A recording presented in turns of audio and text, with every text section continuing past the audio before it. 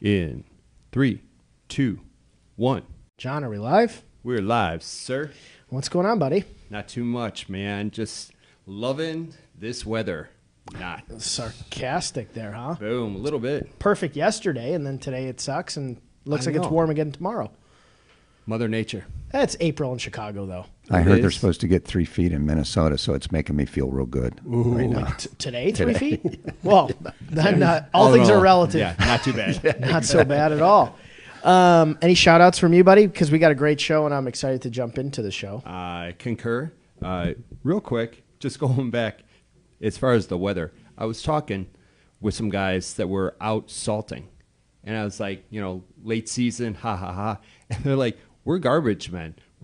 We got calls because they didn't have enough people for today. So we're out doing this instead of doing our routes. We don't know what the hell we're doing. Ha ha. It's like, I don't know if he was kidding with me or not, but they're working hard out there. So that's it. I didn't see any salt trucks today. In the loop, I was over by Lake. I came from the burbs. Yeah, so. no, I was over by Lake Michigan, and they're all over. But I don't know if they took it lightly. I think they were just joking with you, buddy. I don't know, man. They were working hard. I'll just give them that. Okay, cool. That's my shout out. Just hardworking people. Well, I'm ready to jump into the show because I think it's going to be fun.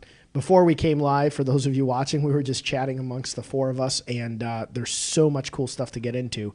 I'm going to start with Jonny. We got Jonny Imerman and he's the founder of Imerman Angels.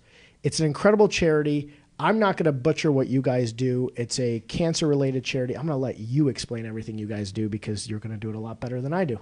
So thanks for coming. Well, thank you guys. Pleasure to see everybody. Paul's got great stories, I'll tell you that. Yeah, I can't wait to hear some of these stories too. Well, thanks for having us. My quick story, and it's much more about a team than my personal story, but I was a lucky guy. Maybe sound crazy to some people, but in my 20s, I got diagnosed with testicular cancer. Went through chemo, went through surgeries, had the best mom, had the great brother, a lot of great friends from high school that were there to support me. But the one missing piece was I'm looking around this room around me on chemo and no young people who could look in my eye and say, I understand. I've been through this before, I get it. And I'm like, wait, I have to have a testicle cut out. I'm probably not going to be able to have my own children. What is, life going to be like after this? I just felt very isolated. So a group of survivors and myself, we got together post-treatment in the hospital, and we just started saying, hey, let's build a network so nobody has to go through it like we did, alone and nervous and scared and can't sleep before your first night of chemo because you have no idea what in the world is going to happen to you. And so now we've been able to recruit as a team, again, it's always a team, over 10,000 people who have either survived chemo and cancer, or a family member has, or a family member or spouse has been through it, or their child's been through it. But they're people who've been through the cancer journey who join us as angels of Imerman Angels. When somebody's newly diagnosed, they can be on call to step up and step in and take that call to share their story one-to-one and help that person.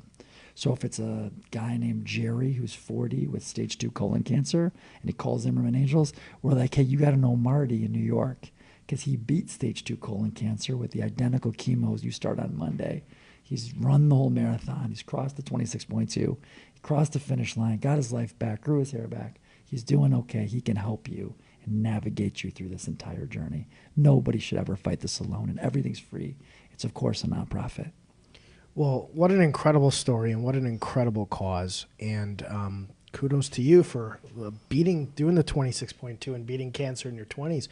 I watched my grandma who lived with us go through pancreatic cancer, and she actually beat it, went into remission, came back. But watching her go through that, what an incredible idea back then for her to have been able to have somebody to talk to. Because, yeah, we were very supportive of her. Obviously, we loved her very much. But, yeah, what a great idea. And I can't even imagine sitting in that room and just not being able to have anybody to relate to and talk to.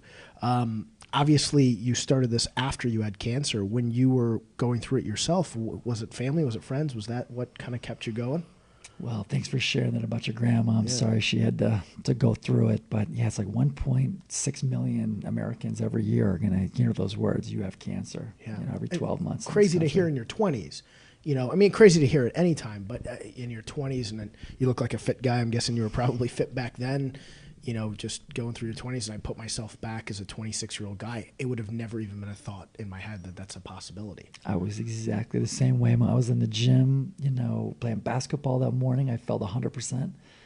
You're going out with friends. I was actually in a bar when I had pain, and then I went to the hospital, and I was just hanging out with friends. Everything was normal. And so the last thing in the world I was thinking about was cancer growing up my body. But I think a really important point for all of us to be educated on is don't be foolish like I was. I didn't go to a doctor for 5 years. From 21 years old, I got my last blood test and checkup when I was in college, junior year, up to the day I was diagnosed. I didn't see a doctor once. Now that sounds crazy and foolish, which it is. And the reason I share that is so no one else does that, because when they found my cancer, it was pretty advanced, and it spread from my testicle up into the pelvis, a little bit to the abdomen, behind the kidneys, almost to the lungs. Wow. 2-3 months later, lungs, brain, you know, and we lose most people then. So time matters, and I think anyone out there who wants to take their health in their own hands, everyone should, you know, to get that annual blood test, meet with a doctor, get a checkup. I mean, that's how we're going to save more lives. I was a lucky guy who had advanced cancer and wasn't educated. But if we educate more people to go in more and get checked more often, we are going to save more people. If you find it earlier, it's a different fight. Yeah, and what an incredible piece of advice, because my dad's a doctor, and I think back to my 20s, I'm thinking out loud, I don't think I went in every year. I mean, I race cars, so I had to go in every 2 years to get checked up because I had to. But again, in your 20s, you don't think about it. But yeah, anybody listening who's younger, get checked up every single year. Every year. It makes Something sense. we all should do from the time we're like babies up until the end of life, right? You just have more options if you know what's going on in your body sooner. Yeah. And so once you guys started the charity, how did you start putting together matches? Because, you know, early on, you guys are a big charity now, so I'm sure word gets out better. But when you first started, how did you start matching people up? So how we matched people in the beginning was simply talking to survivors, getting to know them, using a simple address book on like a Mac laptop, and using keyword searching. And I remember we had 10 people, and we had 50 people, then a couple hundred people, and then finally we upgraded to Salesforce, which is really the database and the backbone of Imerman Angels now, which actually controls all our data and how we match, and it can even keyword search. I mean, there's a lot of ways that help us to make sure the right two people are connected. Again, we talk to everybody. We get to know them, whether they're a survivor and they want to be trained and become a mentor, or they're sick and looking to reach a mentor and a survivor. So we talk to everybody, but yes, you got to use the data. You're only as good as your data, right? Sure, yeah. Someone on our board taught me this a long time ago, and he said, the rule of accounting and any sort of data is garbage in, garbage out. So when we intake information on people and talk to them, whether they're looking for help or looking to give back, everything's got to be accurate. These could be 20, 30-minute phone calls. Sometimes they're local in Chicago and they come in person. But we help people if you're in Europe, you're in South Africa, you're in 93 countries. You know, it could be anywhere in the world. 93 countries so far. So some of these people, we Skype them, FaceTime them wherever they are. We have a call center and 10 full-time staff that's on Wells and Randolph that is always there to help the people. But that's what we use now. It's evolved for sure, like everything. You learn as you go. In the beginning, it was much more off the cuff that we knew the small group, and we could just mix and match people depending on personality types, depending on cancer types, and depending on gender and things like that.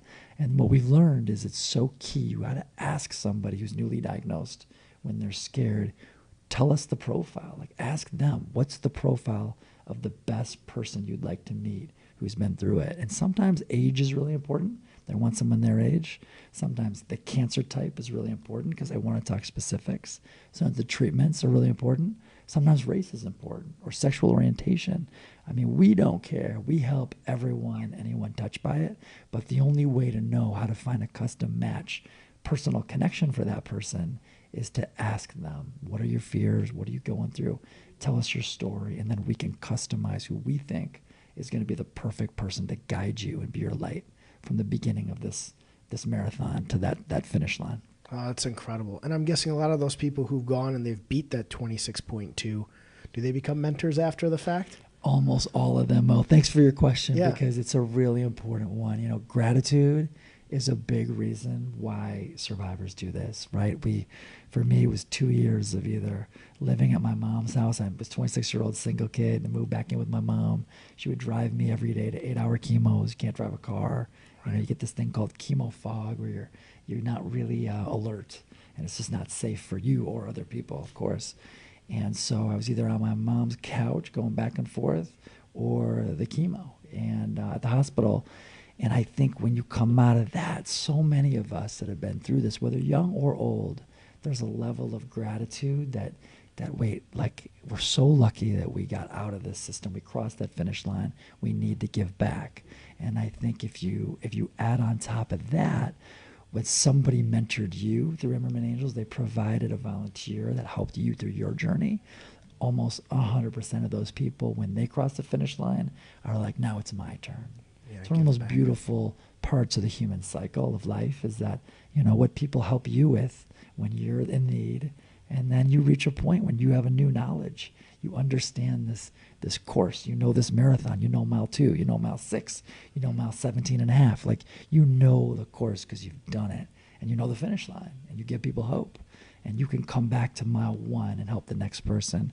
It's gratitude that really drives these people to volunteer their time, their energy, and their stories to help the next person in the fight. What an incredible culture you guys have built, because I couldn't imagine going through it. Obviously, watch Grandma do it, but watching, you know, I've had friends and friends of friends go through it.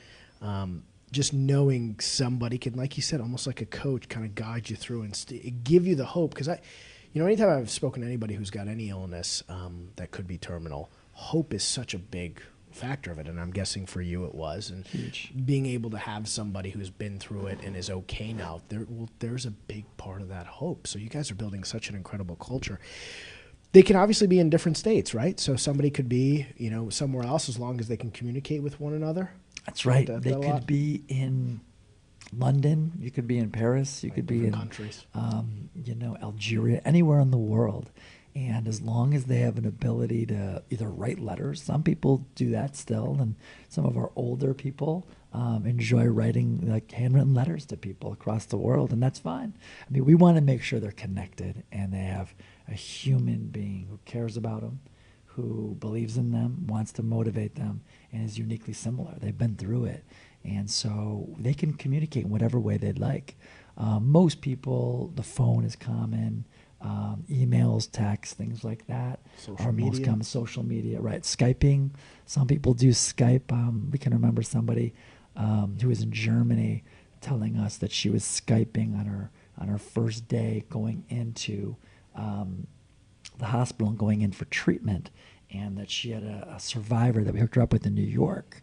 And it was like they timed it, everything, and the survivor in New York was there, essentially virtually, for her first day of chemo. Wonderful. And she could was like in the room with her, and it's like such a, you know, a positive feeling of hope and of help that this is an educated person who's been through it, and is helping this other woman. But point to point, anywhere in the world, there's so many ways they can communicate.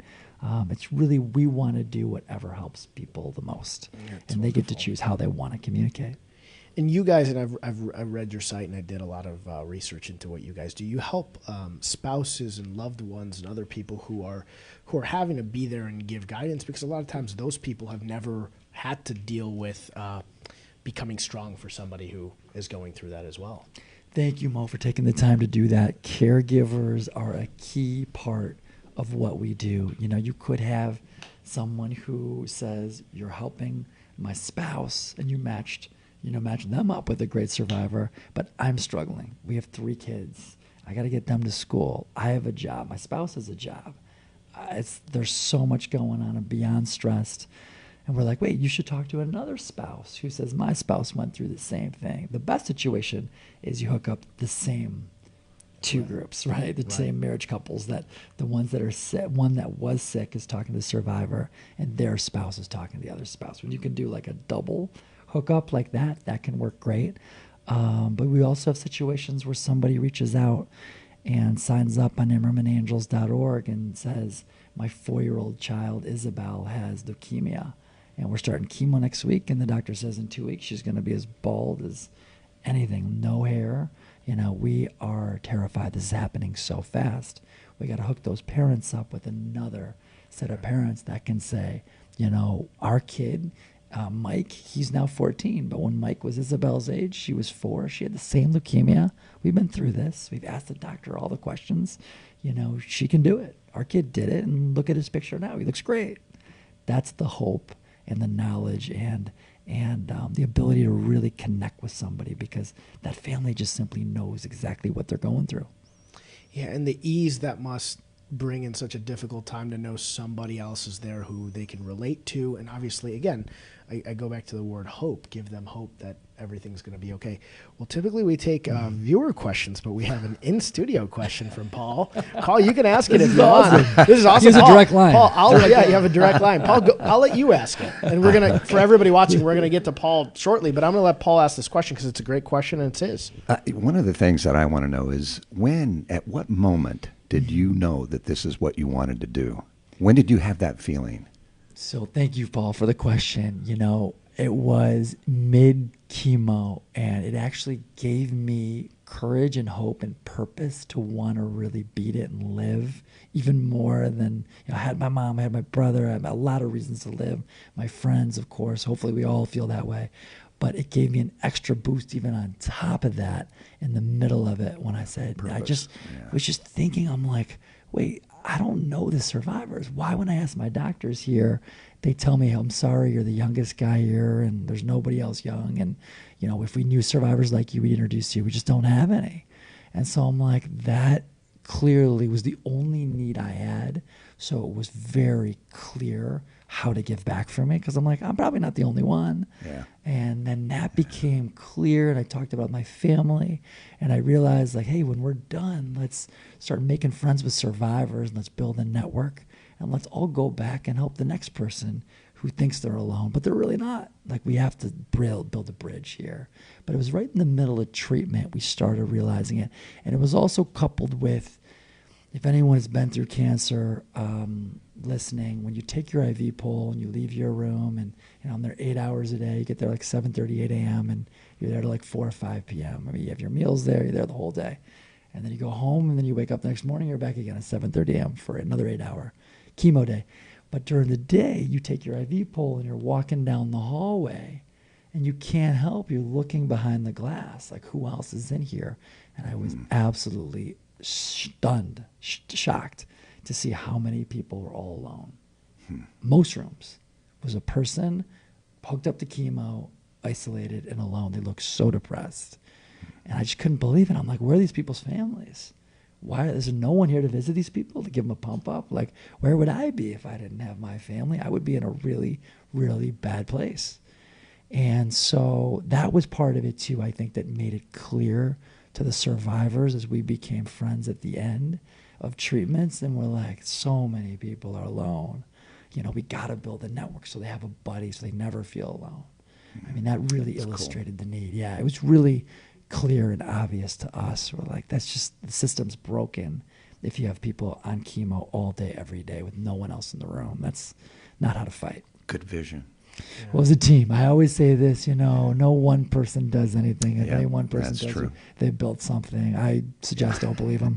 You know, it takes a team. We are, you know, plural. It's angels. The reason it is, it's all of us. You know, the power is in the network. We're really the epitome of how teams can make a movement to move a mountain, to change the world. Yeah. Because when somebody calls us and they're in, you know, let's say Spokane, Washington, and they've got a rare, you know, cancer, a bone cancer in the toe, and there's 4 of these in the world every year, you know, we got to go to the network. You know, we might not know somebody in Spokane that beat that same rare type, but we might know somebody in Paris who did.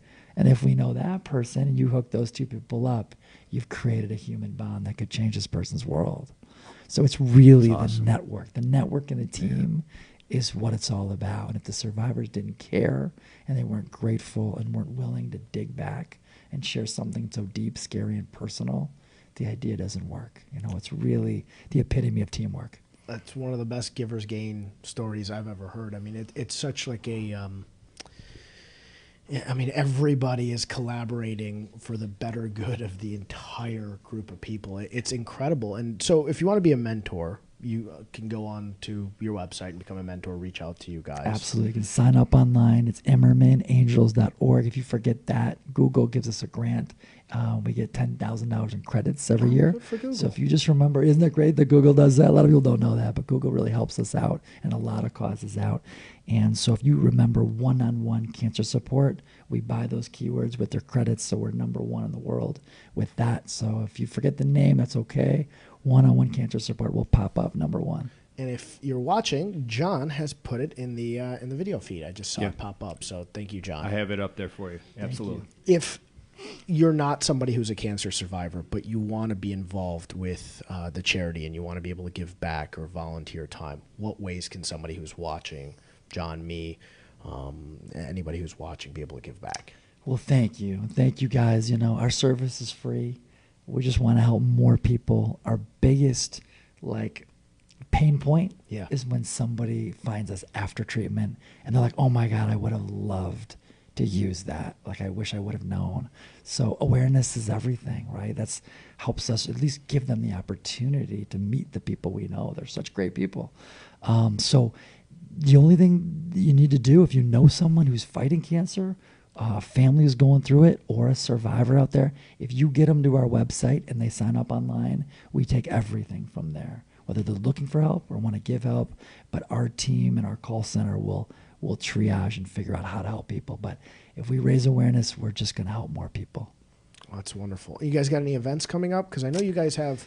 I've actually seen you guys. We were talking off air about triathlons and marathons. I've seen you guys have groups that run events and stuff. I've seen them when I used to live in Streeterville. I used to see them run down Lakeshore Drive. Thank you. Yeah, I love that you're an athlete. You do tries and you doing a try tries in the plural. No, but For Autism Speaks, which is a wonderful charity. I'm very familiar. They're a great group. You know, our latest startup, we have about 100 charities, and we build out their online apparel stores for about 100 charities. So we have several in the autism world, and we've spoken to them before. We're not working with them yet, but it's free for charities, and our goal is to help them all create awareness through building higher quality apparel that's actually cool swag.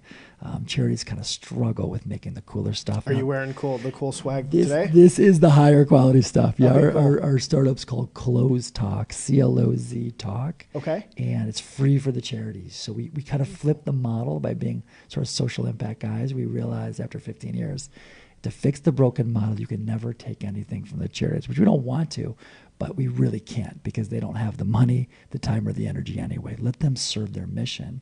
And then what we do is we build out, if they partner with us, we partner with them. On our store, closetalk.com, we build out an online apparel store. We have their mission on there, a video that explains their mission, what they do, why people should care. But then right next to it, if you get inspired, you can shop from 13 types of apparel, from hats to yoga pants to hoodies to track jackets to tees, and everything's high quality, but it's made one-offs on demand. And that's kind of how we're different. So the charity can focus on their mission, not figuring out which brands, buying 500 units at once, and then, wasting inventory. There's no inventory for them or for us. Wow. But we want to encourage people to really understand and be educated. You are volunteering if you buy a $20 t-shirt or a $19 hat and you wear that logo. Someone sees it. Someone might ask you about it. If you tell them, you might make a new friend, but you also can spread the word about what those missions do and why you care about it. And I think that's how we brand the causes. We're committed to solving this problem for free for the charity and branding them from each other on the ground, face to face. A little bit of a pushback on social media, which nothing personal towards social media, but this is really a play that's boots on the ground, higher quality apparel, and a little cooler logos that people we think are willing and want to believe they can make a difference by wearing. I love that. When did that come about? We're about a year into it. Okay, good for you. Yeah, I'd say about 80% of my time now is on Close Talk, and we hired somebody a lot smarter than myself, thank God, to Stephanie Lieber to run Imerman Angels. So she's been a great addition. She comes with 20 years nonprofit experience. Most recently had a development at Children's Museum Chicago, a much bigger organization than Imerman Angels, and she's doing great for us. So it really frees me up. I'm a startup guy that loves the thrill of solving social impact problems. Very hard, but it's fun. And you go 7 days a week, and you just The goal is if we solve this problem, we really envision a world that's a better world, that people are rocking logos for causes, and we educate each other and we bring people together about positive conversations and positive movements. Well, you're doing incredible things. We got another question. I got another question. Oh, Paul, Go for it. thanks. Let's go, I'm Paul. flattered. Yeah, Let me tell you, I'm loving Paul's it. got great stories too. I don't want to take any time away I'm from about Paul. to get to Paul too. I'm He's excited got for great that. stories. I'm curious if you were always the guy that you are now before you had cancer, or did the cancer change you? Thank you for asking. I think if you talk to the average cancer survivor, almost everyone would say it's changed them in different ways, but most of them positive, because we've met thousands through Imerman Angels, and I've personally met thousands and talked to thousands over the years, people that we work with and people that we serve, and almost all of them, the majority will say what I'm about to say is it was hard, it was tough, but you wouldn't change it. It's made us more probably compassionate, more connected. I think I've cried twice already today in 2 earlier meetings, and it's 3 o'clock or something, 3:30. I mean, I think it softens us in a very healthy way. So you were kind of that guy in hiding before you had. Yeah, I was, raised by kind of a single mother. I mean, I have a natural dad, but they were divorced and he was never involved. So I was really raised by a woman. So the softer side, from the woman's side, I would say my mom is very gentle, and the emotional side was always easier for my brother and me, probably by how we were raised.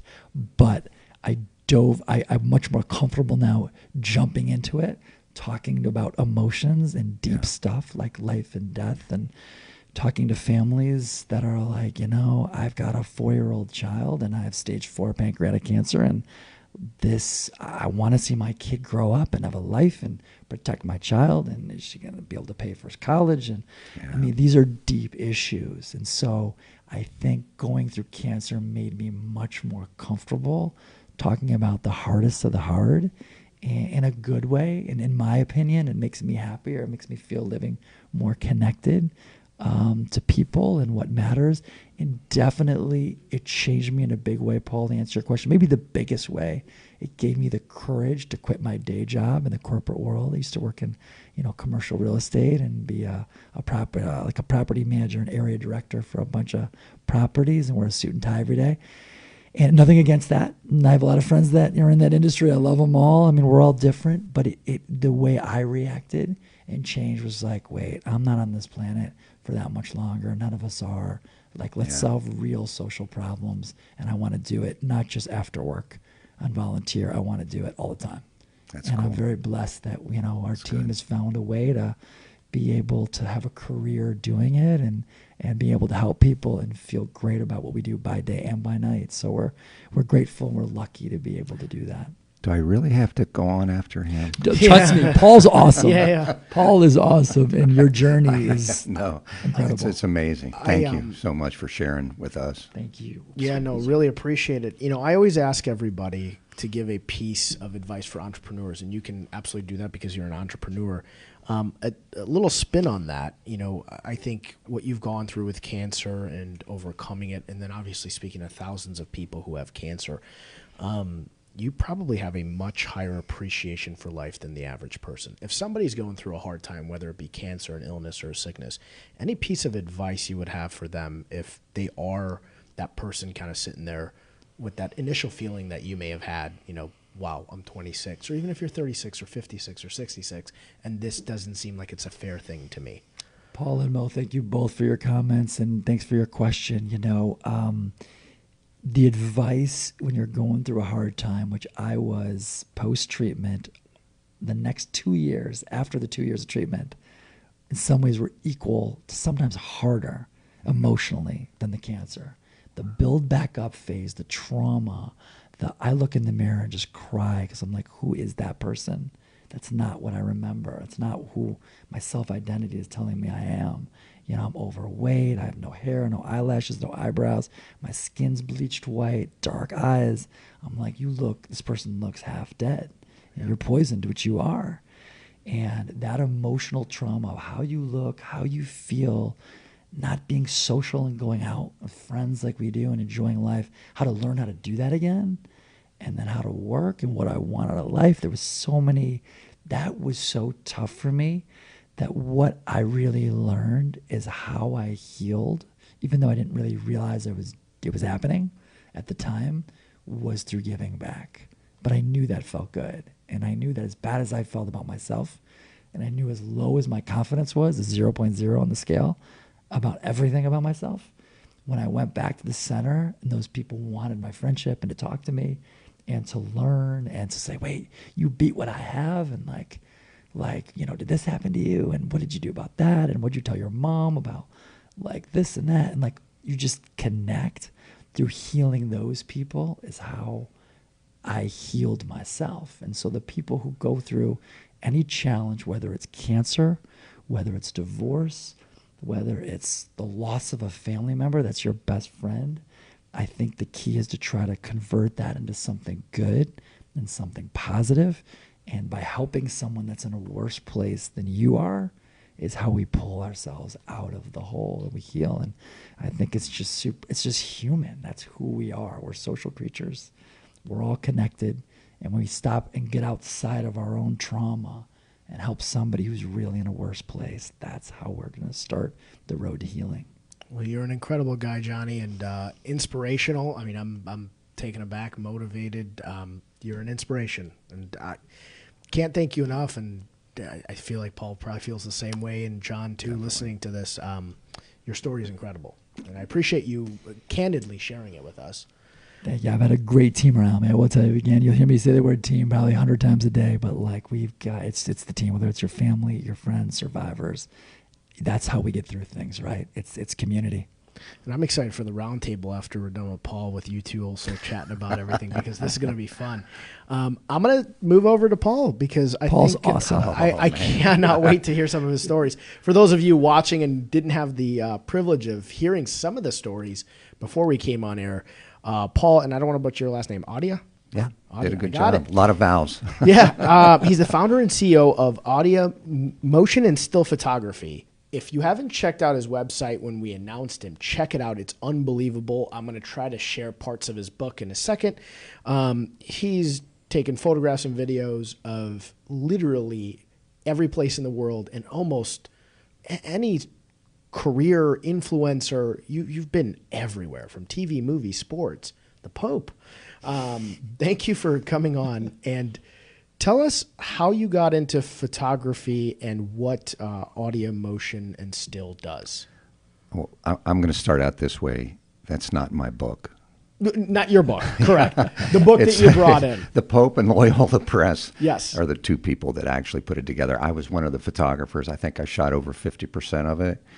But that, I just want to clear that up. So is that okay? It's your artwork, yeah. It's your artwork, man. All right. Yeah, I'll give you a lot of to me, it's your book. It is a big team. Much bigger than I am. So what was the question? The question is, how did you get into photography, and what does Audia Motion and Still do? How did I get into photography? Well, I was, how far do you want me to go back? When it's first photograph you took, maybe. I was a kid, and my parents gave me this little brownie, or not brownie, but the little camera you look down in. It had a little flash on top with a cube on it and said, get a picture of us with our friends. And so I took the photograph, and then, black and whites came back, and I was just like enamored with it. But I buried those for a while, and fast forward, and I still had those feelings. And I was in high school, and I played some sports too. And I was directing the photographers on homecoming pictures and stuff. I'm saying, go over there, do that. Hey, this would look cool if we went over here and had the girls laying on the grass or something, And so I knew I had some sort of idea of where I wanted to take it, but I just didn't have that feeling. That's one of the reasons why I asked you that question. When did you know that this is what you were going to do? And so I didn't know it at that time, and I got into radio, progressed into that, had a small ad agency, drove a bulldozer. You talk about a varied lifestyle. But I think that everything that you do in life brings you to this point that we are right now. And mine happened to be photography, and this book brought me, everything that I did prior to this brought me to this book, even though it had nothing to do with the book. I shot fashion. I grew up in West Virginia. I photographed Mary Lou Retton. I was friends with her neighbors and stuff, and I played golf with her brothers, and then I moved to Chicago, and I kept going. I was doing more fashion stuff, and I was the bridal king for a while. Can you imagine me, the bridal king? But it happened. I was in the merchandise mart, and I had space there, and I shot a lot of their programs and their stuff. And one of the magazines asked me if I would go to New York after they saw what I did. Say, hey, would you come to New York and shoot some of the runway stuff? And I was going, it didn't take me long to answer yes. Sure. And so I went up and I did that for like 6 years. And when you're in the right places, you meet a lot of different people. And being in New York is totally different from being in Chicago. Not that it's bad or worse, it's just different. And you're in that mecca of those people. Vera Wang I photographed for, Carolina Herrera, a lot of different people that were in that bridal industry. One of my clients used to cut the dresses for Oscar de la Renta. So she was actually the person behind the scenes helping design them and cutting, even though he had the name. And so anyway, I did that for a while. Prom gowns, I was a king of prom gowns. You should see me in a prom gown, by the way, too. I look hot. So, did you photograph yourself in the prom gowns? I did not, but the old school selfie. I do have a few makeup artists that were on the set that ended up running out on when we were shooting out on some location with the dress on. But anyway, so that kind of led me. It was a varied history of things, and that's what I think. Gave me a little bit more of an advantage than some other people may have had. Like driving a bulldozer. How many people in this room and in this building can say they've driven a bulldozer before? Not me. It is one of the coolest things. Hey, can we talk? How do we talk on here? Can we say anything kind of? You can say whatever you want on here. Okay. There's nobody saying that we can't say anything. Do you know what PEV is? No.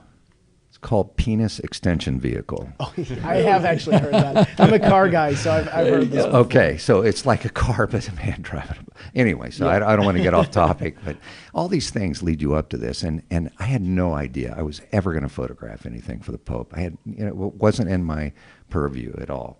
So one of the art directors named Jill Arena, who I got to thank a lot for this book. Let me grab this book, and I'm going to hold it up while you're explaining this. And T-Rex arms. Everybody at Loyola, it was a huge team effort. But Jill worked closely with me on the concept, on the look, and when we started out, whether or not I was taking the right photographs, and gave me some thought of how to do it. Even though Rosemary Lane was one of the editors, Tom McGrath. Older and younger. Rosemary's not even 30 yet, and I think Tom McGrath has just retired, and they were all at Loyola. So they questioned. Jill called me. I'd worked with her before in the past, like prior to 2009. We were talking about the things that changed after 2009, and she is an art director for Loyola, and she gave me a call and said, "Hey, what do you think about this?" And immediately I thought, this is awesome. This is going to be cool, So I agreed to do it, and I went on the road and shot from Cleveland, Chicago, parts around this area, L.A., and then went to Europe. Actually, before I went to Europe, I went to New Jersey. One of the guys in the bottom left-hand corner of the book was a former bomber pilot, and he passed away in December. You want to show it again, John? Mm-hmm. But he was, I photographed him in September of 2017, and he passed away in December. Wow. And but anyway, so these are the stories that they're trying to put into this book, is to make the connection to the youth, that these people that are older and have this wisdom are actually not going to be around much longer. And the Pope is the one that directed it and said to another priest that works with him in the Vatican, go to Loyola Press, figure out a way to make this connection. And so that's how it started. Jill got me involved, and I am so thankful for it ever since. And the trip, when I went from Ireland to England to Malta to Sicily to Italy, Venice, Slovenia, back to Venice, then to Poland, and then at the last minute, it was midnight, and I got a call in Poland, and I think it was Rosemary, and said, "Hey, can you go back to Ireland?" I said, "Well, how bad do you want?" It was midnight, and my flight was at 6 o'clock the next morning to go back to Italy. I said, "How bad do you want me to go? We really want this person." And she was a 92-year-old woman that's an artist. It's amazing. It's in the book, in Clifton, Ireland, which is on the West Coast. And I'd been there before for National Geographic shooting some stuff, so I was real familiar with the area, and I knew how beautiful it was. And so I said, if you want me to go, I'll go. I'm yours, baby. I'll make it happen. And so I changed my flights at midnight and ended up going back to Ireland.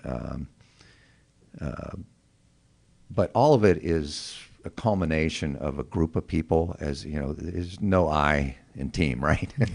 Hate to use that, but it's honestly true. Everybody did. I did my part. Unbound was another group of photographers that does a charity work that's amazing, that I got to meet the people when we went to the Vatican and talked to the Pope, and he presented it. And so ask me another question. Well, John asked a question, what's the name of the book? It's Sharing the Wisdom of Time. And it's actually by Pope Francis and friends. Pope Francis directed it, and they also, he is the one that wrote in the book after some of the interesting stories that these people have. The Holocaust survivor, and if you want to hold that up, sure. It's in the book it's too. This gentleman? Yes, his name's Erwin Froman. He was, I forget his age. I get some of the stories mixed up after a while, but he was. I had such a good time. He was really cool, and I got him to tell me the whole story. So some of these people are timid. They don't, as you talked about in some of your cancer treatments. A lot of people they don't know what to say. They don't want to talk about it. They kind of bury things. And he, even though he spoke about it to different groups, he didn't want to be promoted because of the ill things that have happened with the Holocaust. What I think is incredible, and if anybody's looking through his photos and you take a look at the photos, it's difficult to get somebody to tell their story verbally, but you do such an incredible job of getting them to tell their story in a photograph, which, and I'm looking at this lady here, and everybody's story looks like it's told in your photographs, which almost seems like it's a million times more difficult than having somebody actually say their story to you. And I love what you've done here. And the premise behind the book, what an incredible premise to have young people be able to learn from all of the experience of these people that, like the Pope said, might not be around that much longer. How long did it take to shoot everything for the project? It took me about 3 months or so, give or take, on and off, different areas. But lots of traveling. A lot of traveling, but it was fun. Europe was the funnest part. I tried to keep cost at a minimal. I used when I could get a Fiat Panda as the car of choice. It seemed like the wheels are like about this big, and my equipment was in the back seat, and there was no room. My clothes were the least amount of stuff that I carried. But one of the things that I want to point out is you mentioned something a little bit ago about how do you get these photographs of people. And one of the things that I try to do, I start out with a blank canvas. So even though you may be feeding me information, so I sponge as much information as I can. But when I go into that moment that I'm going to photograph someone, I want all of those thoughts to be away so that I can be bombarded by the information that they're giving me. And by that dance, if you will, between the two of us that are talking or looking or trying to move around, you feel something. You get a feeling for who that person is or what they need to be looking like. Or, I don't know exactly how to describe it, but you're guided by the project and the people in the project less than I am ahead of time. Even though the ahead of time is important also, because you have to be prepared for everything, right? Preparation is like key. But at that moment, you have to live in that moment and be prepared for whatever happens. And there's a ton of stories I can tell you about craziness that happened, being lost. You mentioned the woman from Slovenia in that book. I had lost, or I didn't lose. Prior to that, I in my little car, I went to one of the women that's in the book is Demanya is her name, and she had cerebral palsy all her life. They call it cerebral paralysis at birth. Never had walked in her life. and was thinking about committing suicide on multiple occasions because all her friends had run and play and stuff. So, but anyway, Demania was cool. But that was the shoot before Berta is their name. Berta. It's I found out how to pronounce it properly. So I went in and I was shooting Demania before that. And I went in for my equipment and I went to grab a flash. So I used like pro photo gear, stuff that's very portable. I had one bag with equipment, flash equipment, tripod, whatever, little mini tripod, and the other bag was my camera gear and the batteries, because they don't let you take lithium batteries on airplanes. So the cool thing was I would put them in the camera bag, because there were many times I wanted to put my camera bag into the airplane or underneath, which I didn't want and never wanted to happen. Sure. So I'd open the bag up and I'd pull it up and there'd be all these lithium batteries in there, and they look at me, okay, you can bring it on. So anyway, okay, where was I? Berta. So I'm looking into the bag to find the slave that powers. It's a trigger that powers the flash, remotely, right? So, and it fits on top of your camera. And I looked in, and I cannot find it. And I swear, I thought the day before, after I photographed Demania, I had it, because I do a check of all the equipment, and I looked and I couldn't find it. And you get this drain of body fluids after for a second or two, and then you think, you know what? Part of what life is about is being in that moment and figuring and working around all these little things. So you know what? Maybe it's a higher power telling me that that's not what I needed. So what I did, I put her in I opened up every window. I mean, it was raining. Every window, every light, every shade was open. I mean, because it wasn't a real bright house to begin with.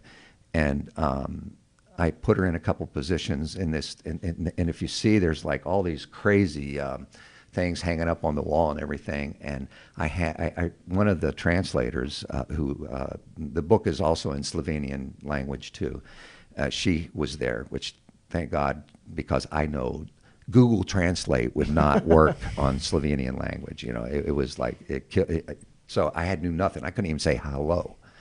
So I got her to hold the reflector. I did have the reflector in the bag, opened up the windows.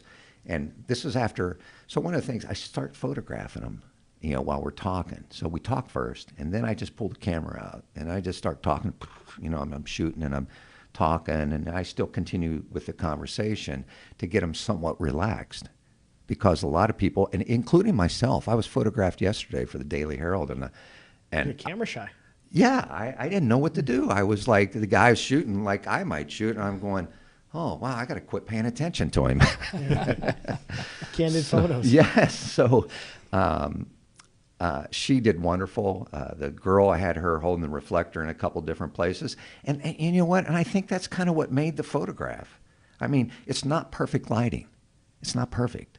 And I think that's the look, the feel, her comfortability, and if that's a word, in the photograph is kind of, in my opinion, is what made it what it was. This is another one of her too. So. Oh, outside of her house? Yeah, I saw that going in, and I said, this is like a storybook. And I said, I have got to photograph this. And so it started raining and stuff. And hold it up, John. It started raining, and so I went back outside, and after we did the shoot. So I had it covered. I knew I had a good shot, right? And I said, we have got to do another photograph with you by this little window by your door. And so she went out. She was lovely. We had so much fun. We laughed.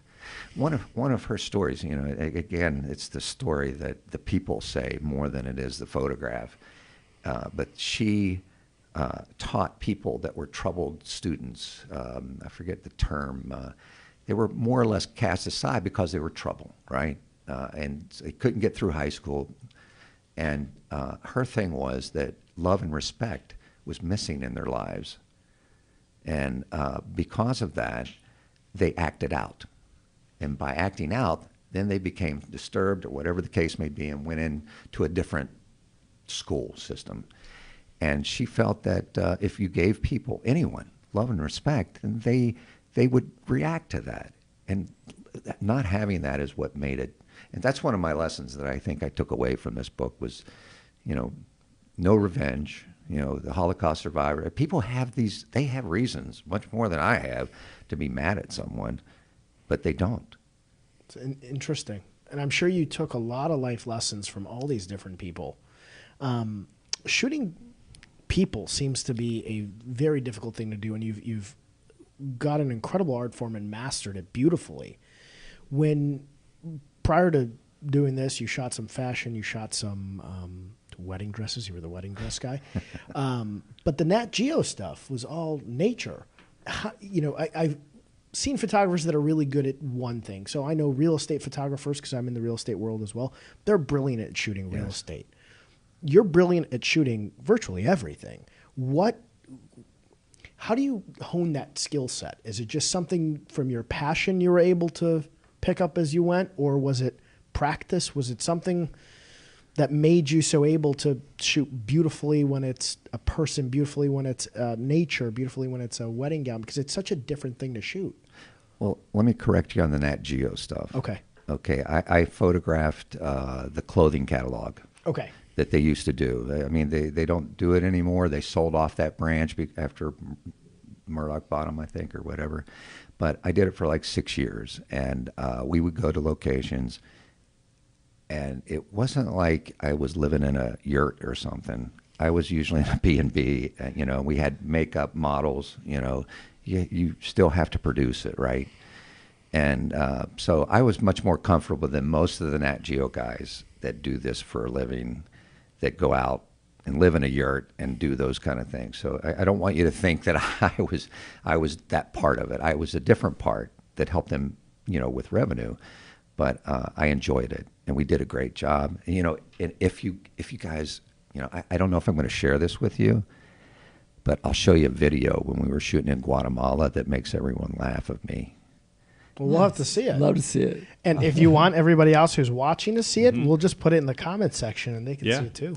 Okay. Is it good? It's pretty funny. Well, you kind of brought up video, and video was something I wanted to touch on. You do a lot of video as well. I don't want to just say you're only doing photography, because if you go on your site, you have some incredible video work now. Thank you. And video has become kind of the big thing when it comes to social media, when it comes to marketing now.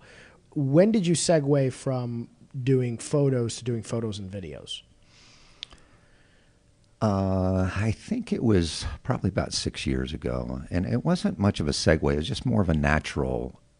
My brain works in images, right? And whether it's motion or still, it still has that same process.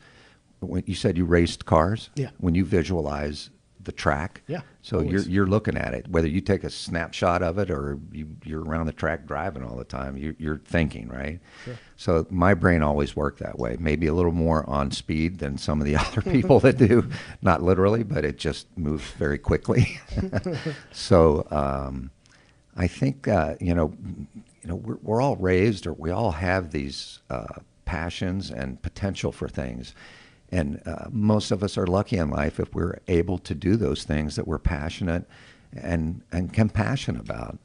And this happened to be one. I started out in radio. I did all kinds of crazy stuff, drove a bulldozer, as I was mentioning, and I just did all kinds of crazy stuff that brought me to where I am right now. And I'm grateful for it because it's given me a different look, a different opportunity to see things. So if you're a client and you come into me, and you say, I want to do this photograph, I've got all this thing in the back of me that I've experienced in life. I used to skydive. I skydived for like 5 years or 6 years or something.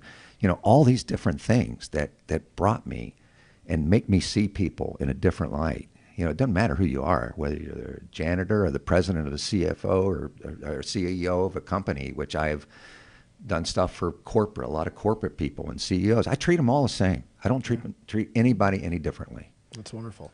I had a question pop up. Somebody texted it, and they said, as technology has, it went away, but the gist of it was technology keeps moving very fast. So yes. The technology of photographs and everything is probably moving very quickly.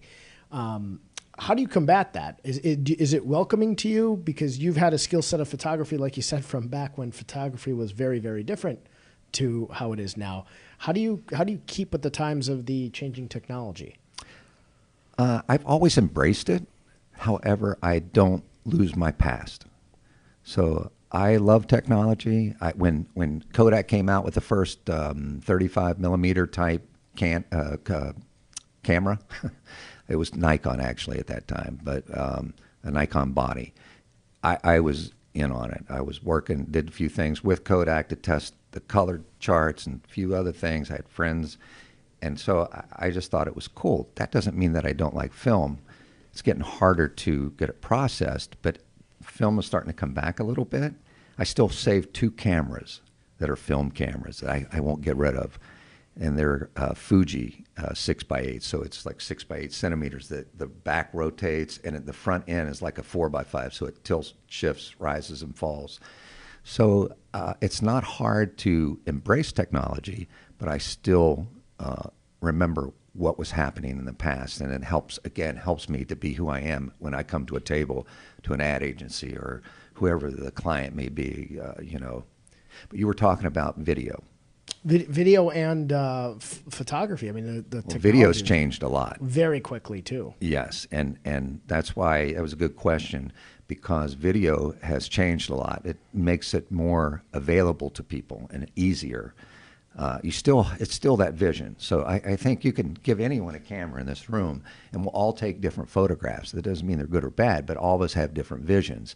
And so what you want to do, what hopefully people find in me, they find my vision, and they hire you because of that vision, not because you're shooting film or digital or whatever the case may be, or you have 100,000 Instagram followers.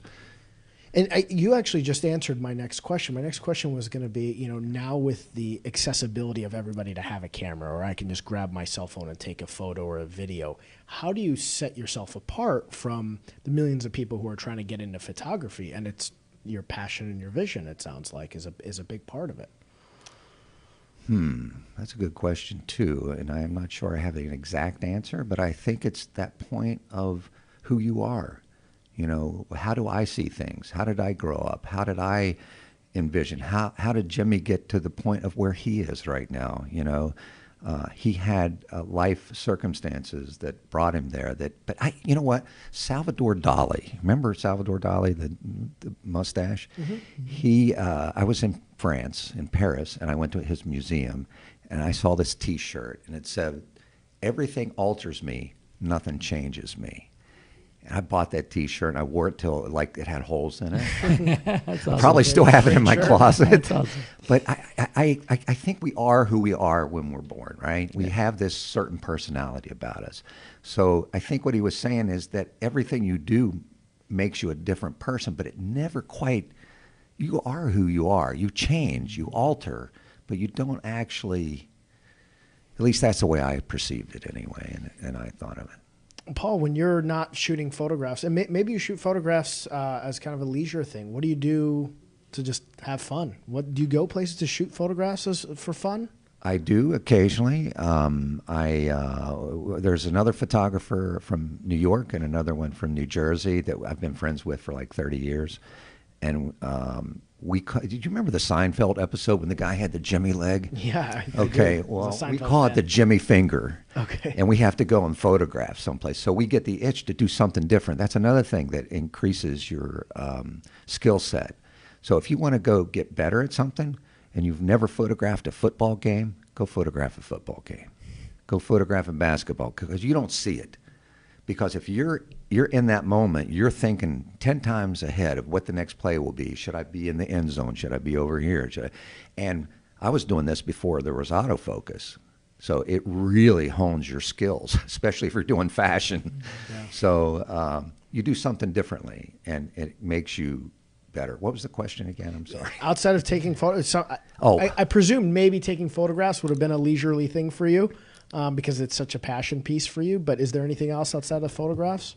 I used to skydive. That was really cool, and that was another thing that you can use as a metaphor for life, I think, because people sometimes would get afraid of it because they think you have a death wish. Well, no, you want to live.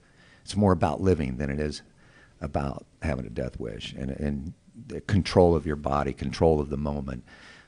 You don't think about other things. And I think it's so hard to meditate even, clear your mind of whatever. And that was a moment for me. That's one of the things I was attracted to. Not so much the adrenaline of jumping out of the plane, but that moment, that single focus thing. And that's what I get from photography.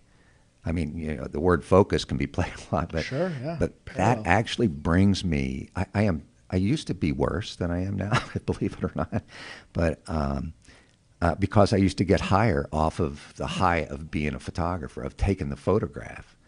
And a good friend that happened to be a Jesuit priest too years ago, that was a mentor of mine, taught me that the highs and the lows aren't. You're going to have a high, but you're also going to have a low. So you find a happy medium in there.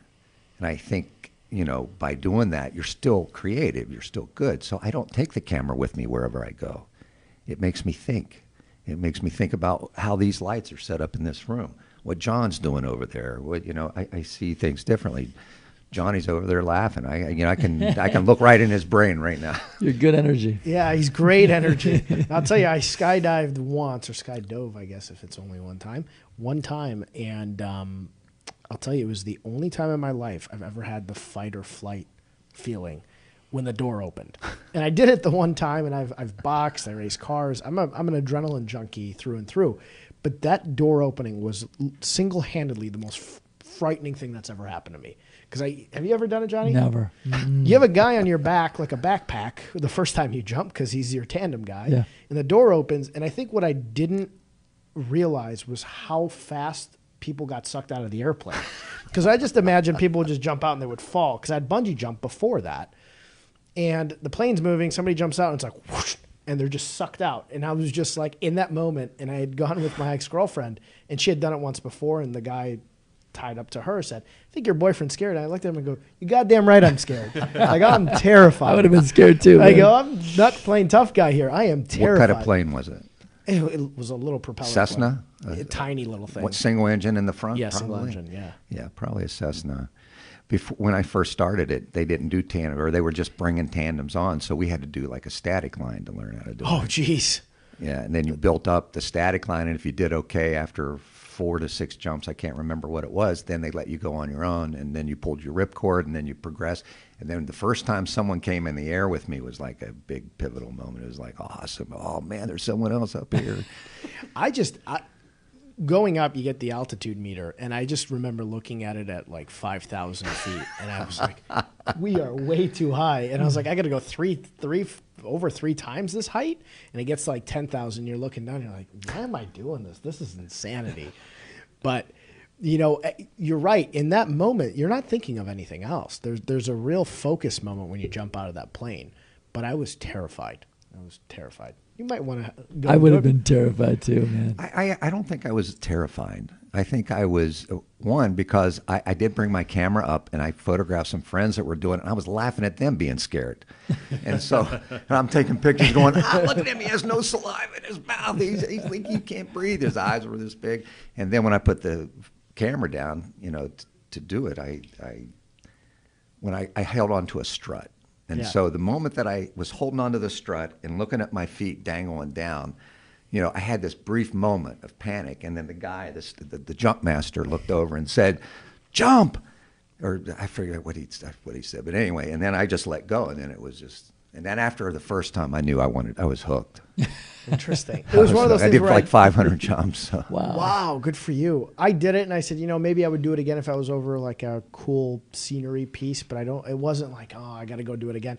And my guy on 2 threw me out, and I knew he's going to throw me out on 2. I knew he's not going to wait till 3, but it still caught me by surprise. He's like 1, 2, and then just dumped me right out of the plane and scared me half to death. How about you, Johnny? What do you do outside of obviously running a very successful and busy charity and now a startup?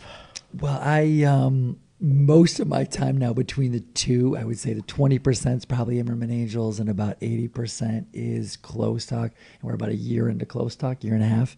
So that's definitely the bulk of my time. But I do spend a lot of time in New York. My mom's out there in Michigan, so I get to see her a lot too and do some work stuff out there. We're working with some nonprofits there also. But outside of that, I'm one of those guys. I'm kind of boring, I have to tell you. And I think sometimes people, after going through like something like cancer, some of them, it's funny. I've seen it go both ways. Some people are kind of like adrenaline junkies will become even more so because like, wait, life's short. I'm doing everything. And then I was probably one of those guys that was not so much. And then it made, which it does, makes you, it just accentuates, I think, who you already are. And then I've gone off the path where I'm just like, I'm good. My feet are on the ground. I'm kind of boring. I'm actually a water drinking vegan. I don't drink alcohol anymore. I had to quit though because both my kidneys took a lot of damage from a drug called cisplatin. A lot of rounds of chemo with that. About 20% of both my kidneys are scar tissue. 80% are functional, and you can live a great life with 80% of both, which I do. But just drinking, my doctor was like, look, if you drink like you did in college, you're probably going to have like a kidney transplant or failure at some point. And I was like, I think I'm done. Yeah, I'll stick to water. Yeah, I was like, it's kind of funny when you're in those situations, you just kind of flip it. In my mind, at least, I flipped a switch and I was like, okay, I want to live. That's an easy decision. It actually was an easy decision. Was the vegan diet something that you started right after you beat cancer, or is it something more recently and that's really affected your health? Not right after, which is a question that is a good question because you would think like immediately. But what happens is after years of Imerman Angels and meeting all these thousands of survivors, it's definitely more likely that the survivor community are vegetarians and vegans than the average community. And again, I am a freedom first person. Excuse me. Everybody should choose what works for their bodies. Everyone's body's different. I don't want to tell anyone what they should or shouldn't do. It's a free choice. But for me and my body, and I feel like a lot of survivors, they just kind of feel the veggie diet feels better. And our first hire at Imerman Angels, who's getting married this spring in Santa Barbara, she moved there. I'm going to her wedding. I'm so happy for her. She was with us for 4 years, and she was a vegan, and she kept drinking these green juices, and she got me hooked. And she's like, just try it. Went to it maybe 2008, 2009, never went back. Good for you. So it's probably been like 10, 11 years. Definitely made you feel a lot better too? I feel, energy? Yes, I definitely feel like the most level energy, not like spikes. And yes, I feel probably the best I've ever felt. Well, we got some shout outs. We have Vicky Bauman said, everything alters me, nothing changes me, love it. Then we had Jane Manzuris said, love watching the show with Jonny and Audia. Great conversation. Mutual friend. I love them. So, yeah, you got a mutual friend and some shout outs. Yeah, I'm glad Paul and I figured that out. You figured it out really first. I was sitting outside talking to Jane, and she looked online and saw you were going to be here, and she said, oh my gosh, you have got to tell him that we're friends because I love him. He's the coolest person. So she's amazing, and it's great to know you, maybe all you guys. Yeah, it's a good team this is here. Amazing. Book recommendations. Either two of you avid readers? Not as much as I used to be. I'm a zero. I got to own that. I haven't read a book since like literally I was like in my 20s, and most of my friends are like, that's pathetic. Don't tell people that. That's embarrassing. But like it's just one of those Any things. Any podcast or anything you watch? Anybody you follow? That's a really... Because if not, we're just going to Besides suggest AE Wheelhouse in a second. What do you think, Paul? Do you have any that you follow that inspire you? I get inspired really by people that I meet in the nonprofit I'm sure world, you probably get a lot of one-on-one interaction with people who are motivational and inspirational. And, my guess is, Paul, you as well. I mean, you two probably have a lot more direct interaction with one-on-one with people who will inspire you. Whereas John and I, truthfully, WheelHouse has been very inspirational for me. I actually probably read a lot less than I used to because I get so much from meeting folks like you guys and people we've had on the show. But I search for ways to be inspired and motivated by people. And you guys seem to have a really good connection and network of people you meet. But Paul, I'll let you answer it. If you got something you follow, or I get tweets from the Dalai Lama. That's awesome. Yeah. I love the Dalai Lama. I go to bed and I try to read. The news is killing me. It keeps me awake all night. So, so I try to mellow out a little bit and with some other stuff that's a little more softer. Yeah. One of the things I wanted to say though was I have these notes that I took that Just a couple things to talk about, because I get course. carried away in case you didn't notice. No, we want the stories. Personality, Paul. It's a positive. Well, one of the things that I came to realize, this is a very ego-driven business that I'm in, and so I was interviewed by this girl that was a college student, and I forget what college, but she's a writer. It was her last paper, and she needed someone, so I knew her mother, and at the ending of it, I said, if you can't think someone else is better than you, then you're not good enough. And I think if you apply that to almost anything that you do, because we get big heads a lot of times in this society, this world that we're in, it's too easy because people say things. It's I'm almost uncomfortable when people tell me that I do something good. I accept it. I mean, it's almost like it's not you. It's like you do this thing because you do it. And it's like I don't have to work real hard at it, because it's just with your makeup. So that would be one of the things. The other thing I wanted to mention too, if you're close to closing, I don't know, John. No, I mean we have the nice thing about not being. I used to be on WGN's Market Overdrive, and no knock to them because they actually watch, and I had a great time on it. But we had an hour time slot, and that was it. Nice thing about WheelHouse is we have as much time as you guys want.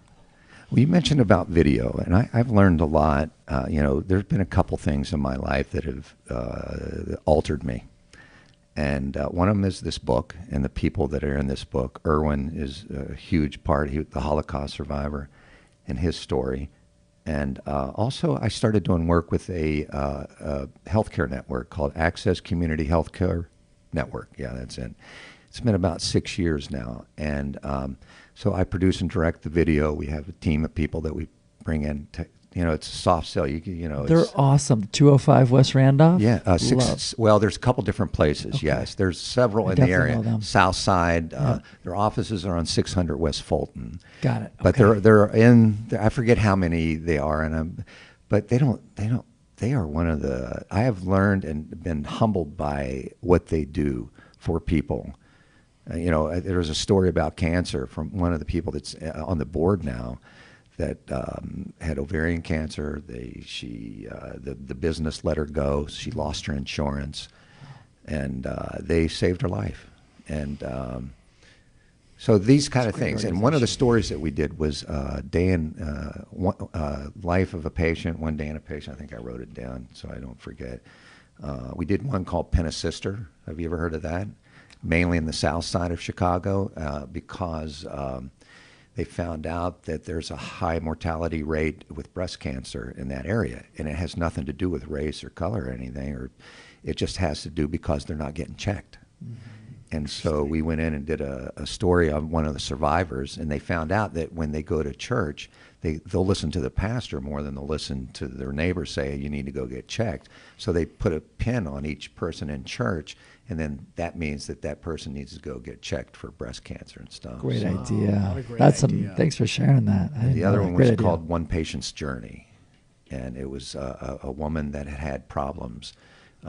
Society she had 2 kids, was abused by her ex-husband or boyfriend or whatever it was, and locked up, beat and stuff, and cast out because she didn't fit the mold of what needed to get a job, particularly with 2 kids, infants. Not infants. One was, one wasn't. But we did a story on her. Actually won an award with it, Reagan Award or something. I can't remember. But that one I was really passionate about. We really got a chance to get to the root of society and things that go on and show them and how people can help. Another place that I photograph occasionally too is called Flashes of Hope. Love them. Carrie. Yeah, Carrie Brown's a great girl. Yeah. Long-time friend. I do some work with them occasionally too, a couple times a year. Do you know Ramon Nayar also? You ever meet him? He works a lot with her. I did not. That's a great group though. Yeah. Carrie's fantastic. Yeah. Well, one thing that, and I'm sure John can feel it too, just sitting in the room with you two, the passion both of you have for everything you guys do is infectious, and it comes out. Paul, the photographs obviously depict the passion. I have to go and take a look at some of these videos. I'm sure they depict the passion, but you can tell that what sets you apart, and you said, some of these people get big heads and there's an arrogance in it, is probably your skill set, but attached to the fact that you don't do this for that reason. You do it because you have a true passion for it, and it's infectious. So I know it makes you uncomfortable when people say you do a good job. I think you do an incredible job. I think you do a great job, and I think the passion really does come through. What's next? How do you find the next project for yourself? Is passion what you kind of use to find what you want to do next in photography and video? I think so. It's a little bit different now with society because of social media. A lot of agencies or stuff look for people on Instagram now with a lot of followers. And you know what? I made a decision to put stuff on Instagram, but I'm not going to get 100,000 followers. I'm not trying to. That's not my goal. Yeah. And I want this connection. This connection that we have in this room right now is what matters to me. And when I do a job, and if somebody hires me, whether it's an ad agency or direct client, that person has to feel comfortable in me and what I can do and what I can bring to the table and what I can help them with. I want your vision, and then I'm going to give your vision, make it work, but I'm going to bring you something else. And that's what I try to do. And I do that in life and anything that I do. And Jonny's done the same thing. And you guys are doing the same thing here. I mean, it's that kind of connection that makes things work. Yeah, that's what makes life great. It's the people, and the on-the-ground connection is always the greatest part. Absolutely. Any favorite travel spots? Well, I'm going to be in a prison pretty soon. Yeah, really? Where you go? Which one? Easter. Michigan City and Indiana. Yeah. There you go. I think 7 out of 10 are convicted murderers. Really? And the story came out. So this photograph of this guy, Irwin, I'll tell you. Do we have time to tell you we his got story? time. Yeah. So his story is the last memory of his father is going into Auschwitz when the Nazis hit him with the butt of the gun to let go of his father's hand. So his memory is his father's hand. Oh, man, and so fast forward, his mother and father never made it, but a couple months in Auschwitz, and they said, we need a tailor or something. And they said, anyone know how to be a tailor? And so they put him to another place, which kept him alive. And he didn't really know, but he said, you know what, I can figure it out.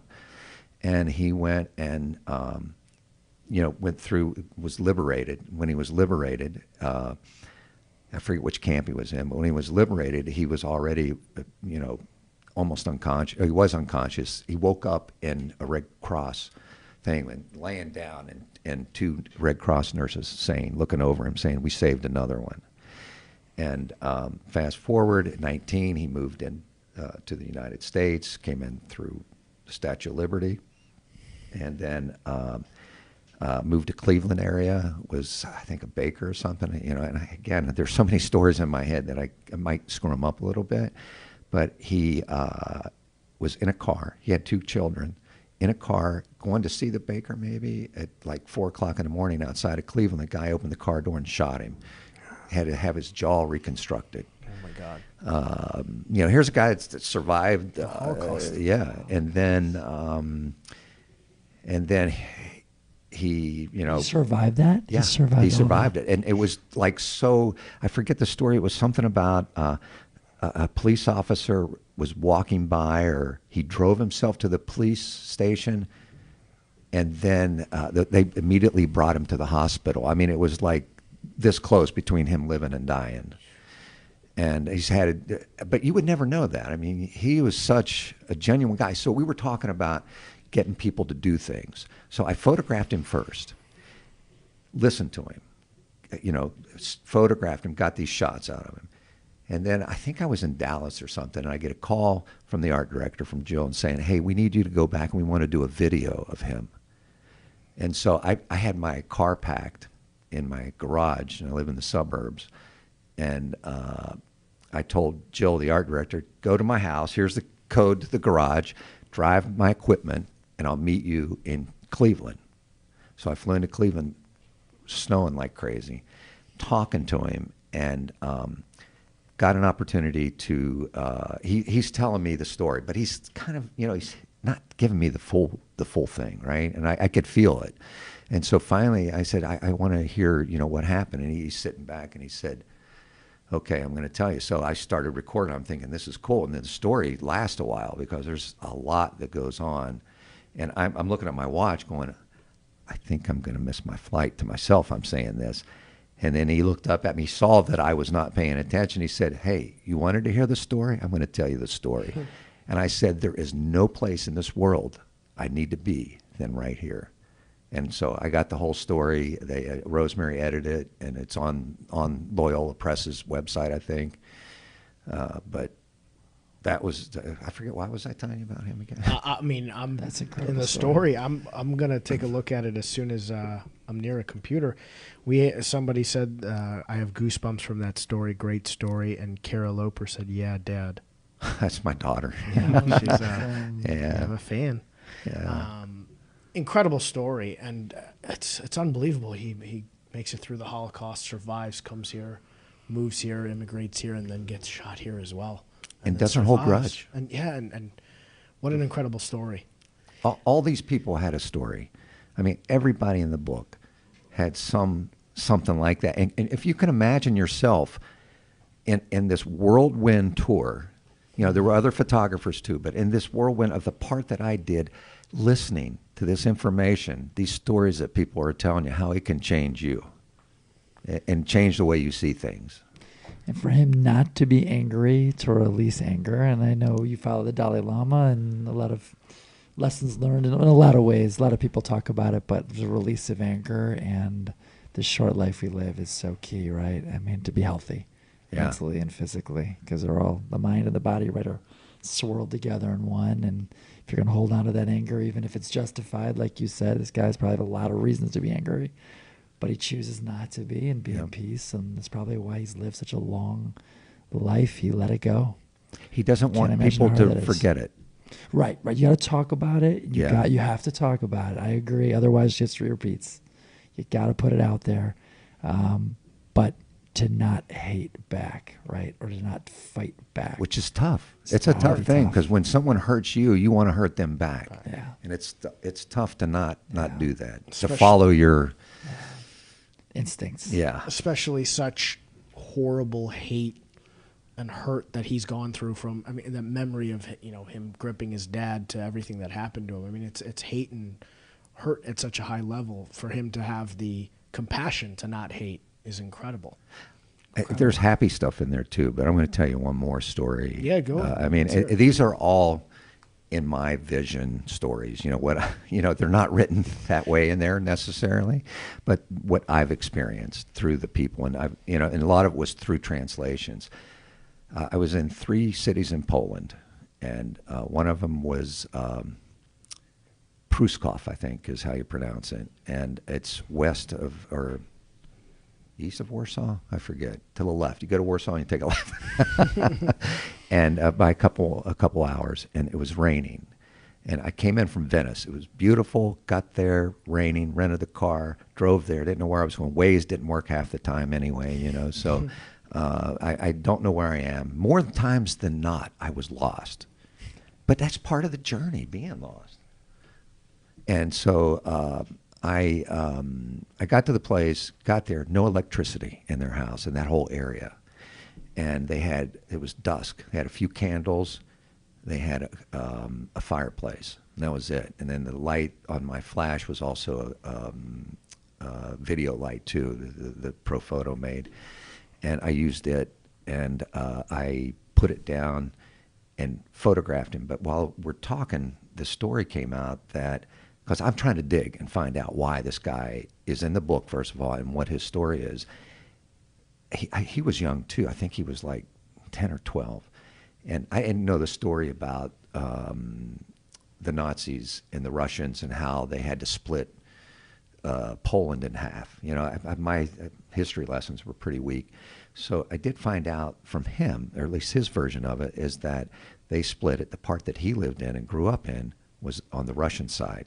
And it was pretty tough, too, they were as bad, if not worse, than the Nazis at that point. So they they were taking all the food of his village in a small village and, just taking everything from him. And his father stood up to him and said, hey, you've got to quit doing this because we're all starving here. And the Russian raised his rifle up. They're probably standing from me to you. And so his 15-year-old sister that was there, the guy that's in the book, Yosef is his name, saw his sister stand in front of her father, the father, and the Russian shot with one bullet, killed both of them while he was standing there. They proceeded to decimate the village, kill people. I saw photographs of it. He escaped and lived on the streets for 2 years. And then ended up getting back in high school. He had a good aptitude. They ended up using him to do planes and stuff, or mechanical engineer, I think it was. And he was kind of doing, when he was telling me the story, it reminded of a little bit like Schindler's List. He said anytime that he saw someone that they thought were going to go someplace else, to maybe not make it, he would call him over and say, hey, I need that guy over here to help me with this. Whether they did or not, it didn't matter, but he would try to get them to come over. So I thought that was a cool story, too. What an incredible story, and what incredible people you've been able to come across and learn from and hear from. John had a question. He wrote me a love note in that corner. He said, where can people buy the book? Which is a good question because we didn't touch on that. We did not. LoyolaPress.com. Okay. And I think in Amazon. But if you go to Loyola, Carrie Fryer is the head of marketing, I think, there. And she'll if you want to call or just look online, but I'm sure they'll get you a book. Well, I'm going to buy a version of this book, or I'm going to buy the book. And I love the way it flows. It talks about work, struggle, love, death, hope, and then obviously has some invites to wisdom sharing and so on and so forth. But so much of the different things that we go through in life. It's incredible. So can you imagine going and talking to not each of them, but a lot of these people and hearing their stories firsthand? No, I mean, both of you, again, the passion you have and the level of motivation for appreciation of life that I feel having had the privilege of sitting here for the last, hour and a half now, chatting with you guys is incredible to me. And I'm sure everybody watching, I've gotten some text messages because my phone, people can't see, but my phone is here. I can see the feed. I've gotten some text messages over and over again that says, great show, great show, great show. And I'm sure you guys have been very impactful for people watching, and then obviously impactful for the people that you guys touch on a daily basis. John, I know, any other questions from you, John? So I want to be respectful of their time. No, what a great show. And I knew it was going to be two amazing people. Yeah, John called me earlier stories. saying this one's going to be a good one. Yeah, I knew we were going to go long, and I was looking forward to it, and thank you for delivering. Man, you guys are... I'm going to send you the video, too, of me in Guatemala. I think I tried doing it here a little bit ago, and I couldn't figure out a way to post it. Okay. So I'll send it to you. You can put it on, and it's deprecating humor, so to speak. So I'll tell you the story if we have time. Yeah. We do. Go ahead. Cool. So one of the things about National Geographic and shooting with them is you, as a photographer, and you go on location, and you have models, makeup, and the whole thing, and you have to produce regardless of the weather. So that's a skill set that you learn through years of just figuring stuff out. So it's raining in Guatemala, right?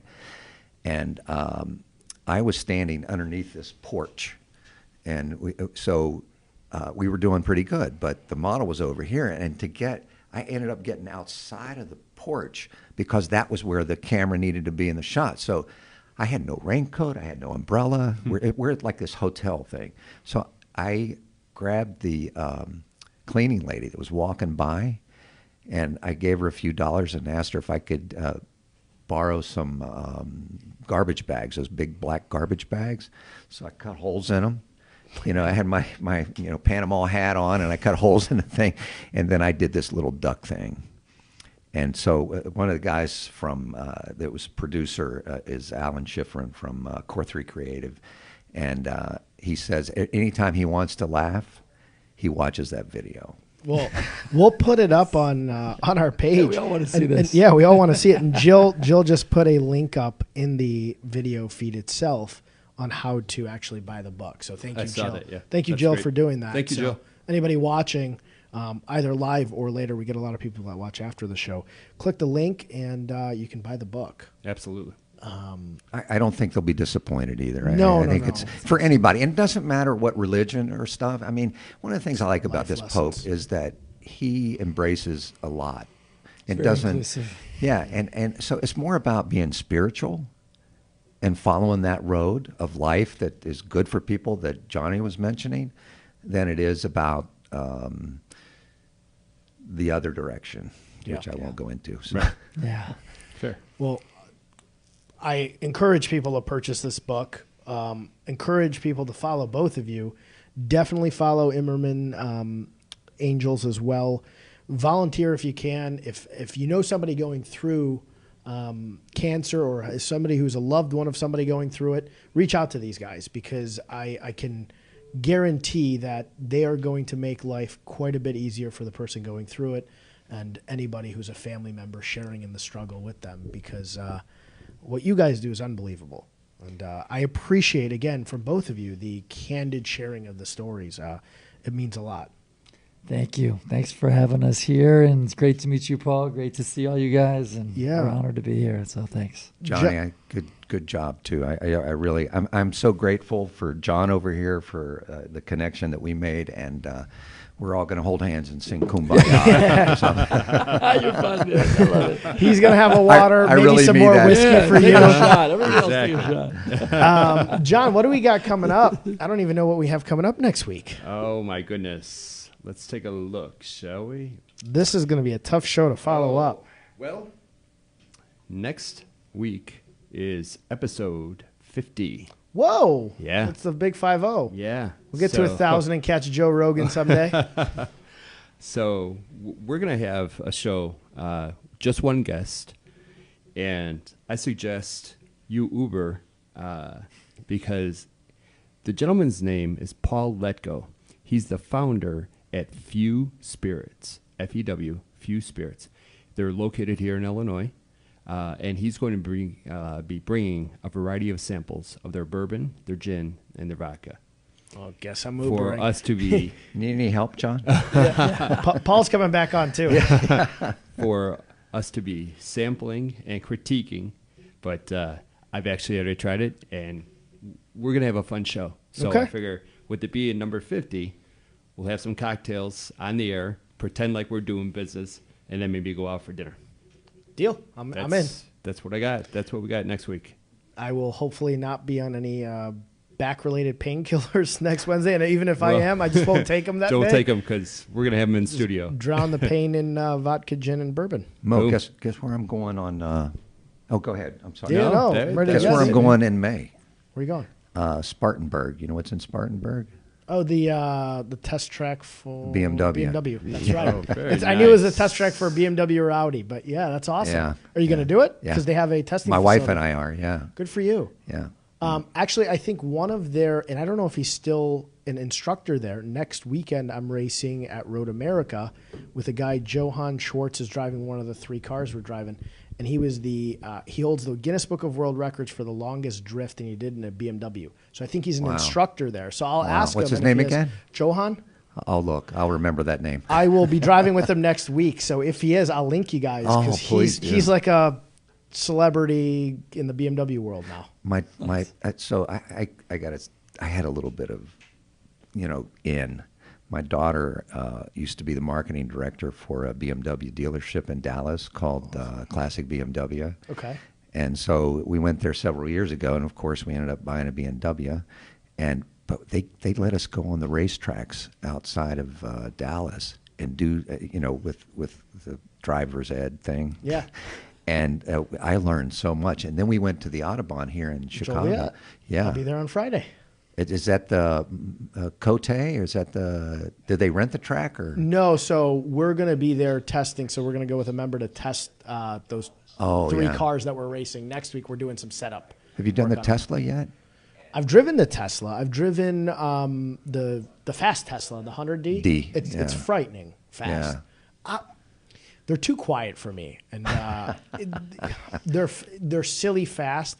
But to me, they just they after you get over how silly fast they are, they bore me a little bit. I think they're easy to drive They are very easy to drive. compared to a BMW where you have to drive it. Well, it's nice because you can just let it drive itself. Well, I mean, even the luxury part of it is it's different from a Porsche, different from a BMW, where you have to be the person in charge of the whole thing, even if it told you what to do. But Tesla, I mean, it'll go fast, but it's more of a comfort vehicle, and yes, it Their will drive you. technology is unbelievable, and their technology is now starting to pop up in all different cars because I'd like Porsche to take has one the on Taycan. a course, take a Tesla on a course. They run out of battery too fast, so you can't get. So if you drive those Teslas, because they've tried them out a bunch of times at tracks, if you drive them as hard Too as you would fast. drive them, Yeah. if you're driving, let's say your BMW at the track, you'd have one session and then you'd have to do a full charge on the car again. So they run out of battery. That's why Porsche's electric car that's coming out, they actually said that they were not going to come out with an electric car until they were able to use that performance consistently over the whole charge period. So it wouldn't, if you drove it too hard, it wouldn't drain the battery fast. Okay. And they wanted a charge interesting. to get to 90% charge in 15 minutes. What do you like driving? I'm a Porsche guy, so I'm biased there, but I like everything. I like everything from Porsches to BMWs to American muscle cars. I like driving things. I used to photograph. You know who Mid America Designs is in Effingham, the Corvette company. Well, they have Mid America they have a racetrack too, I believe, called Mid America.